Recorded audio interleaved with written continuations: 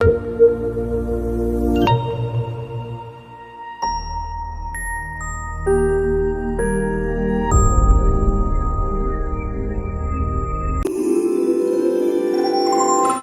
वही शाम वही गम वही तन्हाई है.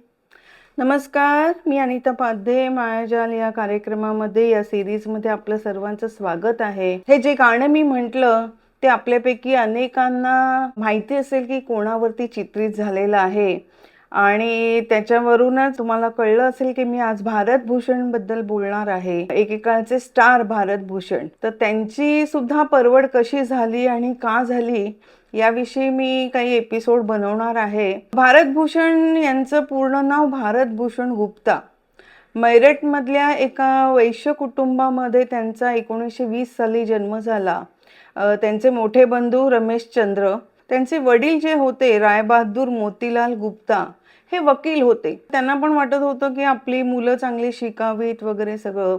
जेव्हा लहानपणी म्हणजे 3-4 वर्षाचे असताना भारत भूषण त्यांच्या आईचं निधन झालं. त्याच्यामुळे असं होतं की मुलांकडे लक्ष द्यायला कोणी नव्हतं घरामध्ये. म्हणून रायबहादूर मोतीलाल यांनी या दोन्ही मुलांना त्यांच्या आजोळी पाठवलं, अलीगडला, म्हणजे आपल्या पत्नीच्या माहेरी. आणि तिथे भारत भूषण आणि त्यांचे जे ज्येष्ठ बंधू होते रमेशचंद्र, या दोघांचं शिक्षण झालं. भारत भूषण फार चांगले होते अभ्यासामध्ये, चांगला नंबर यायचे त्यांचे. तिकडच्याच अलीगडच्याच युनिव्हर्सिटीमधून त्यांनी महाविद्यालयीन पदवी धारण केली. आणि वडिलांना वाटत होतं की भारत भूषण जर अभ्यासामध्ये खूप चांगला आहे तर त्यांनी आपल्यासारखं वकील व्हावं. मात्र भारत भूषणला लहानपणापासूनच अभिनयाची आवड होती. शाळा कॉलेजमध्ये जी काही नाटकं व्हायची त्या नाटकांमध्ये ते कधी सहभागी होत असत. त्याच्यामुळे त्यांना अभिनयाची आवड होती. पुढे काही शिक्षण करून उच्च पदवी घ्यायची किंवा वकिली करायची किंवा अजून काही करायचं असं काही त्यांच्या डोक्यामध्ये नव्हतं. पदवी धारण केल्यानंतर त्यांनी आकाशवाणीमध्ये नोकरी करायला सुरुवात केली निर्माता म्हणून. मात्र तिथे फार त्यांचं मन रमेना. त्यांना असं वाटत होतं की इथे आहे ते इथे मला काही अभिनय करण्यासारखं काही नाही, किंवा जरी श्रुतिका ज्या असायच्या पूर्वी रेडिओवरती तर त्या जरी सादर केल्या तर त्याच्यामध्ये फक्त आपला आवाज लोकांपर्यंत पोहोचेल, आपला अभिनय काही लोकांना दिसणार नाहीये. आणि हेच कारण होतं की ते काही फार काळ टिकले नाहीत त्या नोकरीमध्ये. आणि त्यांनी एक दिवशी नोकरी सोडली आणि ठरवलं की मला आता अभिनयामध्ये काहीतरी करायचं आहे. तर अभिनय म्हणजे काय आहे की एक तर नाटक किंवा सिनेमामध्ये काम करण्यामध्ये त्यांना जास्त इंटरेस्ट होता. अलीगड किंवा मैरठ इथे काही असं काही सिनेमाचं नव्हतं, तर त्यामुळे त्यांनी कलकत्ता गाठलं. कलकत्त्याला गेले ते, आणि तिथे कारण त्या काळामध्ये बऱ्याच चित्रपट संस्था तिकडे होत्या कलकत्त्याला. न्यू थिएटर्स कंपनी सुद्धा कलकत्त्याचीच, की अजूनही बरीच काही तिकडे होते कंपनी. तर तिथे आपलं काहीतरी आपल्याला चित्रपटामध्ये काम मिळेल भारत भूषणना वाटत होतं. बरेच 1-2 वर्ष त्यांनी ट्राय केलं, मात्र काही त्यांचं जमेना, कुठे काही काम मिळेना किंवा काही नाही. तर मग त्यांना कोणीतरी, तोपर्यंत ओळखी बऱ्याच त्यांच्या तिकडे झाल्या होत्या, चित्रपट तिकडची जी काही स्थानिक लोक होती त्यांच्या बरोबर. तर त्यातल्या एकाने त्यांना एक सल्ला दिला की बघ बाबा, तुला पिक्चरमध्ये काम करायचं असेल, हिंदी चित्रपटांमध्ये काम करायचं असेल तर मुंबईशिवाय काही दुसरा पर्याय नाहीये, कारण सगळी चित्रपटसृष्टी ही मुंबईमध्ये आहे. तर तू मुंबईला जा आणि तिथे जाऊन तू नशीब आजमावण्याचा प्रयत्न कर. भारत भूषण म्हणाले की अरे बाबा, मी जाणार मुंबईला ठीक आहे, पण माझी तिकडे काही कोणाशी ओळख नाहीये कुठल्या निर्माता दिग्दर्शकाची, तर तिथे जाऊन मी कोणाला भेटणार, काय करणार. तर त्या मित्राची ओळख जी होती, ज्याने हा सल्ला दिला होता, त्याची ओळख होती निर्माता दिग्दर्शक मेहबूब खान यांच्याशी. तर त्यांनी सांगितलं की एक काम कर, मी तुला ना एक पत्र देतो मेहबूब खान यांच्या नावाने, शिफारस पत्र, आणि तू त्यांना जाऊन भेट बघ. जर का तुला तिकडे त्यांच्याकडे काम मिळालं तर चांगलंच आहे, नाही तर मग काय करायचं तुझं नशीब.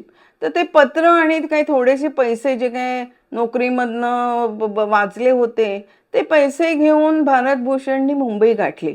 मुंबईमध्ये आल्यानंतर ते मेहबूब खानना भेटायला गेले.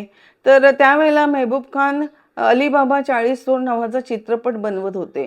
मात्र भारतभूषण यांच्या दुर्दैवाने असं झालं होतं, की ते जे 40 चोर होते ना, त्याच्यासाठी सुद्धा छोटे-छोटे रोल होते. ते 40 चोरांना किती काम असणार आणि काय. तर त्या भूमिकांसाठी सुद्धा सगळे ज्युनियर कलाकार किंवा दुसरे कलाकार जे होते, त्यांची निवड करण्यात आली होती. त्याच्यामुळे मेहबूब खान म्हणाले, की "ठीक आहे, तू माझ्याकडे शिफारस पत्र घेऊन आलास. मात्र आता मी जो चित्रपट बनवतोय तिथे काहीच नाही. सर्वांची निवड झालेली आहे. तुला एक छोट्या सीनसाठी एखादा सीनसाठी सुद्धा तुला काही भूमिका मला देऊ शकणार नाहीये मी तुला. तर बघूया पुढच्या चित्रपटामध्ये काही असेल मी जेव्हा करेन, तेव्हा मी तुझं नाव नक्की लक्षात ठेवेन." रामेश्वर प्रसादांनी या चित्रपटामध्ये छोटीशी भूमिका करायची संधी मिळाली. तर या चित्रलेखामध्ये त्यांनी छोटीशी भूमिका केली आणि तो चित्रपट प्रदर्शित होत असतानाच त्यांची दिग्दर्शक रामेश्वर यांच्यावर भेट झाली. कारण ते काही काम मिळवण्यासाठी लोकांना भेटत होते, निर्माता दिग्दर्शकांना. तर त्यावेळेला रामेश्वर भक्त कबीर नावाचा एक चित्रपट बनवत होते. तर आधी जेव्हा भारतभूषण त्यांना भेटायला गेले तर रामेश्वर म्हणाले की "बा मला काही वाटत नाही की तुझ्यासाठी माझ्या चित्रपटामध्ये काही भूमिका मी काढू शकतो का, बघू मी विचार करतो, मी अजून निवड करतो आहे." तर भारतभूषण म्हणाले काही काम मिळालं नाही तुमच्याकडनं मला, तर मी तर विचार करतोय की परत जायचं का आपल्या घरी आणि तिथे मग पुन्हा काहीतरी नोकरी वगैरे करायची का. तर ते ऐकून थोडं रामेश्वरना वाईट वाटलं की अरे हा मुलगा आहे, दिसायला चांगला आहे आणि होतकरू आहे. त्यांनी आता काम पण केलंय केदार शर्मांकडे, कारण केदार शर्मांनी जर का कोणाला घेतलं असेल तर नक्कीच त्याच्याकडे काहीतरी अभिनय असेल, त्याची निवड झाली असेल. तर त्यांनी सांगितलं की ठीक आहे, एक थोडंसं मला जरा विचार करायची संधी दे, तेवढा वेळ दे मला आणि मग मी तुला सांगतो. तू 2-4 दिवसांनी मला भेटायला ये. 2-4 दिवसांनी जेव्हा भारतभूषण रामेश्वर भेटायला गेले तर रामेश्वर त्यांना सांगितलं की मी तुला कबीराचीच भूमिका, नायकाचीच भूमिका देतोय आणि त्यांनी भक्त कबीरमध्ये भारतभूषण यांची निवड केली. तो नायक म्हणून आणि मोठी भूमिका म्हणून हा भारतभूषण यांचा पहिला चित्रपट. हा चित्रपट चांगला चालला. चित्रलेखामध्येही त्यांना नोटीस केलं गेलं होतं. बरी छोटीशी भूमिका असली तरी सुद्धा. आणि मग त्याच्यामुळे असं झालं की भारतभूषण यांचं नशीब फळफळलं. त्यांना चांगले चांगले चित्रपट मिळू लागले. मिर्झा गालिब, बैजू बावरा, आणखीन 2-4 आणि चित्रपट त्यांनी चांगले चांगले केले आणि त्याच्यामध्ये असं झालं की बैजू बावरा या चित्रपटाने भारतभूषणना स्टार बनवलं. भारतभूषण यांची जो प्रगतीचा आलेख होता तो दिवसेंदिवस वर्षानुवर्ष वरती चढत गेला आणि ते आजच्या काळामध्ये जसं सुपरस्टार म्हटलं जातं तसं भारतभूषण सुपरस्टार बनले. म्हणजे वितरक सुद्धा भारतभूषण चित्रपटात आहे या एका गोष्टीसाठी चित्रपट वितरणासाठी घेत असत. चांगला पैसा मिळायला लागला, सगळं झालं. भारतभूषणने इथे काही बंगला घेतला स्वतःचा, आशीर्वाद बंगला, जो राजेश खन्नाचा बंगला म्हणून ओळखला जातो. तो मूळ बंगला हा भारतभूषण यांचा होता आणि त्यांनी तिकडे तो बंगला बांधला. त्याच्यानंतर काही परदेशी बनावटीच्या गाड्या घेतल्या. हा आलेख सगळा जो आहे तो दिवसेंदिवस स्टार बनले होते, सुपरस्टार बनले होते भारतभूषण. आणि आणखीनही प्रॉपर्टी त्यांनी विकत घेतल्या हळूहळू मुंबईमध्ये. आणि त्यांचा हा जो मोठा भाऊ होता रमेश चंद्र, तो त्यांचं सगळं काम बघायला इथे मुंबईमध्ये आला होता. की भारतभूषण असं वाटत होतं की सेक्रेटरी म्हणून एखाद्याची निवड, बाहेरच्या माणसाची निवड करण्यापेक्षा जर का माझ्या भावानी जर का ह्या सगळ्या गोष्टी सांभाळल्या तर चांगलं होईल म्हणून त्यांनी रमेश चंद्रना बोलवून घेतलं होतं मुंबईमध्ये. आणि रमेश चंद्र जे होते ते सगळं भारतभूषण यांचे शूटिंगच्या तारखा, निर्मात्याशी बोलणं, पैसे निर्मात्याकडनं जे इन्स्टॉलमेंटमध्ये मिळतात, सायनिंग अमाऊंट मिळते, तर या सगळ्या गोष्टी, हा सगळा व्यवहार आहे ते रमेशचंद्र बघू लागले होते. आणि जेव्हा जसं मी म्हटलं की सुपरस्टार झाले भारतभूषण, बघा भारतभूषण यांच्याबरोबर अशी त्या काळातली एकही मोठी अभिनेत्री नसेल जिने भारतभूषण बरोबर काम केलं नसेल.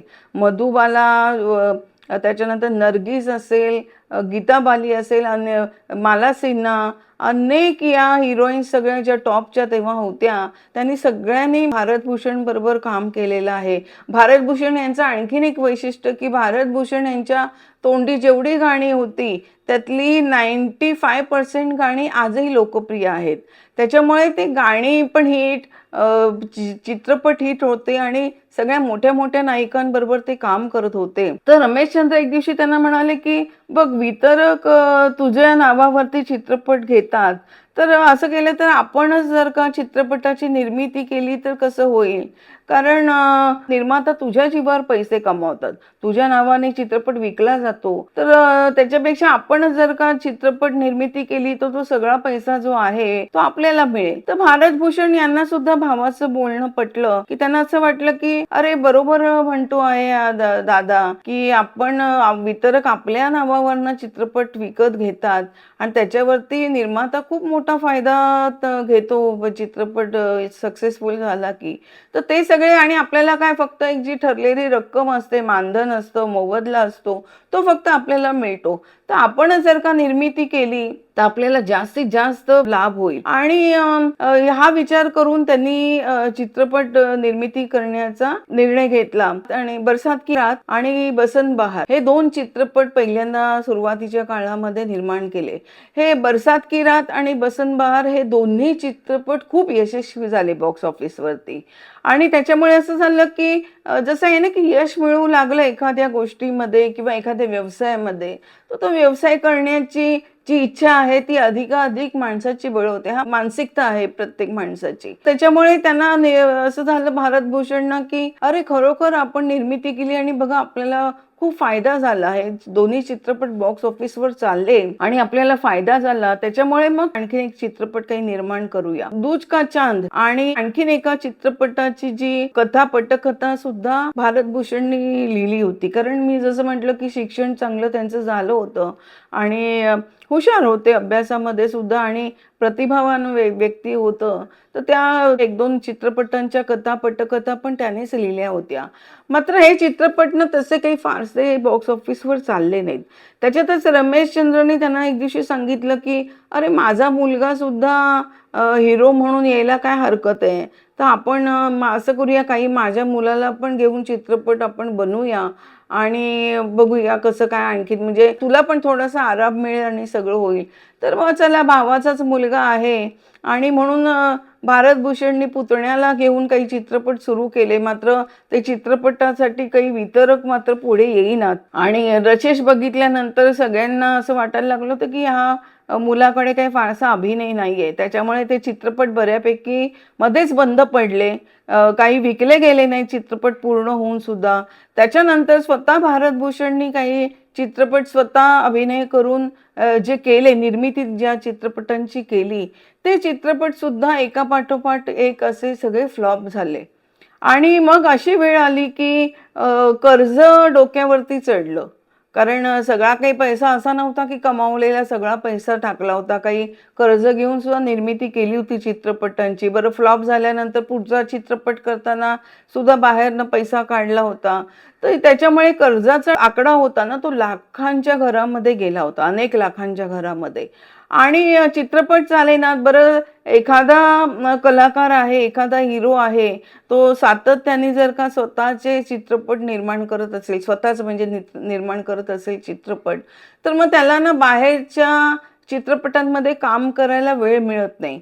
आणि एक अशी धारणा सुद्धा चित्रपटसृष्टीमध्ये बनते की अरे बाबा, आता हा स्वतःच चित्रपट निर्माता बनला आहे, हा आपल्याला किती आपल्या चित्रपटाच्या शूटिंगसाठी प्राधान्य देईल, त्याच्या वेळेला त्याचा जर का चित्रपट सुरू असेल तर तो स्वतःचा चित्रपट कसा पूर्ण आधी होईल हे बघेल. त्याच्यामुळे मग त्याला ना त्यांची मागणी सुद्धा कमी झाली होती. बरं, जे काही चित्रपट त्यांनी बाहेर केले होते त्यातले सुद्धा बरेचसे चित्रपट फ्लॉप होऊ लागले होते. आणि चित्रपट फ्लॉप होऊ लागले ना की तुमची कलाकाराची मागणी नेहमी घटत जाते.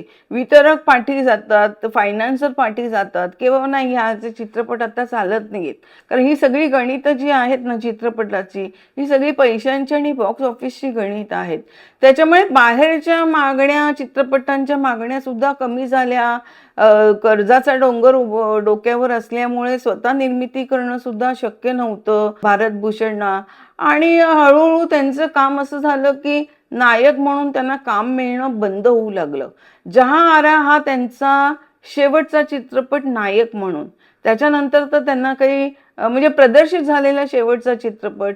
त्याच्यानंतर काही त्यांना फारसं कामच मिळालं नाही. त्यांचे चित्रपट सुद्धा कुठले नंतर नायक म्हणून भारतभूषणचे आले नाहीत. आता पुढे काय घडलं हे मी तुम्हाला पुढच्या एपिसोडमध्ये सांगते. तोपर्यंत बघत रहा अर्थ से फर्स्ट तक भारत भूषण स्पेशल. धन्यवाद.